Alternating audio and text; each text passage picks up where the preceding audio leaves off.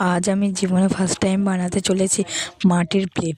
তাই মাটির প্লেট বানানোর জন্য সবার প্রথমে নিয়ে নেব কিছু কাদা।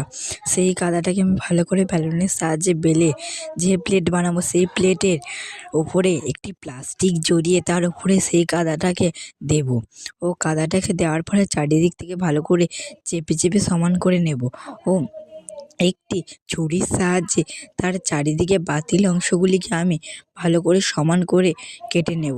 সমান করে চারিদিক থেকে কেটে নেওয়ার পরে আমি কিছু আগে থেকে করে রাখা কাদার ব্যাটার দিয়ে চারিদিককে আমি ভালো করে প্লেন করে নেব, স্মুথ করে নেব।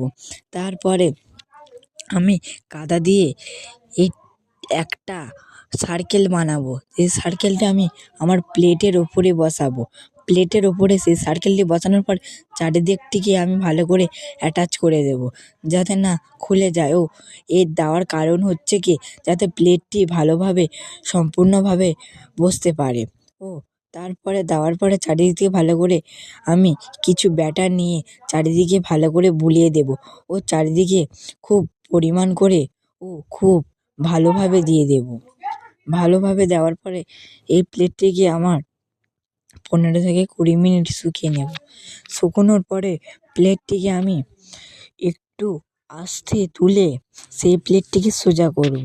সোজা করা নেওয়ার পরে আমি একটি ছুরির সাহায্যে প্লেটের ধারের কানাগুলিকে আমি ভালো করে সম্পূর্ণভাবে আস্তে আস্তে সমান করে কেটে নেব যাতে আমার প্লেটটি ভালোভাবে তৈরি হয় ও শুকোনোর পরে না ভেঙে যায়।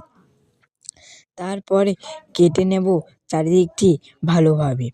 তারপরে আমি আগে থেকে করে রাখা কাদার ব্যাটার দিয়ে তার যে খাঁজ-কোণ অংশগুলি আছে তাকে আমি ভালো করে ভরাট করে দেবো ও ভালো করে প্লেন করে দেবো।